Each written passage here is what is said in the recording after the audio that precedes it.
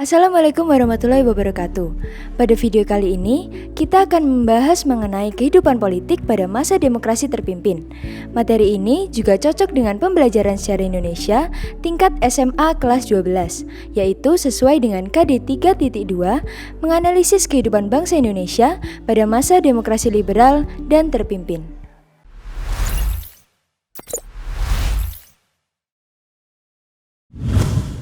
Masa demokrasi terpimpin adalah masa yang terjadi setelah masa demokrasi liberal, tepatnya dari tahun 1959 hingga tahun 1966. Berbeda dengan masa demokrasi liberal, pada masa demokrasi terpimpin, pemimpin tertinggi dari pemerintahan adalah presiden sendiri, yaitu Presiden Soekarno. Sistem pemerintahan demokrasi liberal yang terjadi antara tahun 1950 hingga tahun 1959 dianggap oleh Presiden Soekarno memiliki banyak kekurangan dan tidak sesuai dengan jiwa bangsa Indonesia. Presiden Soekarno bahkan mengatakan bahwa demokrasi liberal adalah produk Barat yang tidak sesuai dengan sistem demokrasi yang ada di Indonesia. Oleh karena itu, pada Februari 1957, Presiden mengeluarkan konsepsi presiden yang intinya ingin mengganti sistem demokrasi liberal dengan sistem demokrasi terpimpin. Untuk mewujudkan konsepsi ini, kemudian dibentuk Dewan Nasional. Konsepsi ini juga didukung sepenuhnya oleh pihak TNI.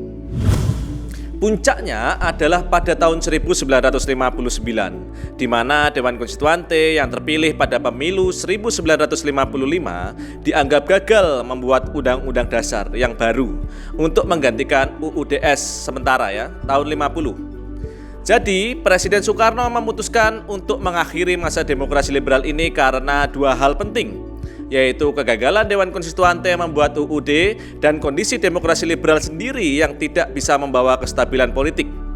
Presiden Soekarno akhirnya mengeluarkan dekret presiden untuk mengakhiri masa demokrasi liberal ini pada tanggal 5 Juli 1959. Mengenai dekret presiden, siswa saya akan membantu untuk menyebutkan isi dari dekret tersebut.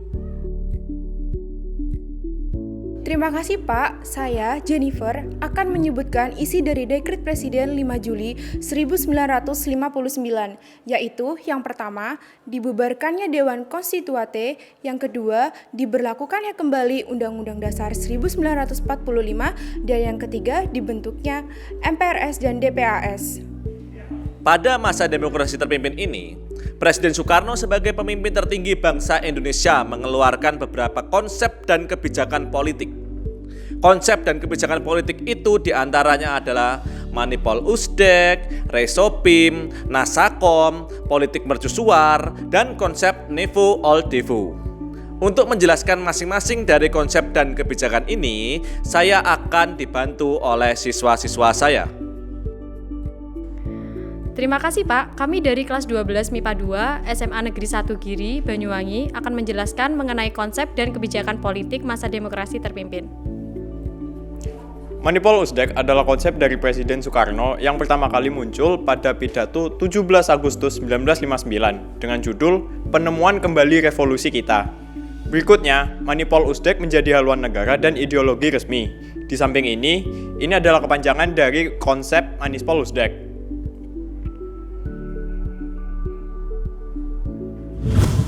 Resospim adalah singkatan dari Revolusi, Sosialisme, dan Pimpinan Nasional. Konsep ini dikeluarkan Presiden Soekarno pada tahun 1961 untuk memperkuat kedudukan presiden. Selanjutnya, presiden diangkat sebagai Panglima Besar Revolusi. Bahkan pada tahun 1963, MPRS mengangkat Presiden Soekarno menjadi presiden seumur hidup. Nasakom adalah singkatan dari nasionalis, agamis, dan komunis. Konsep ini dikeluarkan oleh Presiden Soekarno untuk menyatukan berbagai unsur berbeda menjadi satu. Politik mercusuar adalah politik mencari kemegahan dalam pergaulan politik di tingkat dunia. Caranya adalah dengan melakukan berbagai proyek pembangunan, seperti pembangunan kompleks olahraga Senayan, Jembatan Ampera, dan Monas. NEVO adalah singkatan dari Newly Emerging Forces, yaitu negara-negara yang baru merdeka. Sedangkan Old Devo adalah Old Established Forces, negara yang memprestasikan golongan kapitalis dan penjajah. Presiden Soekarno berharap negara-negara NEVO bersatu untuk melawan penindasan Old Devo. Setelah memegang tampuk kekuasaan dari Perdana Menteri Juanda, Presiden Soekarno kemudian membentuk Kabinet Kerja.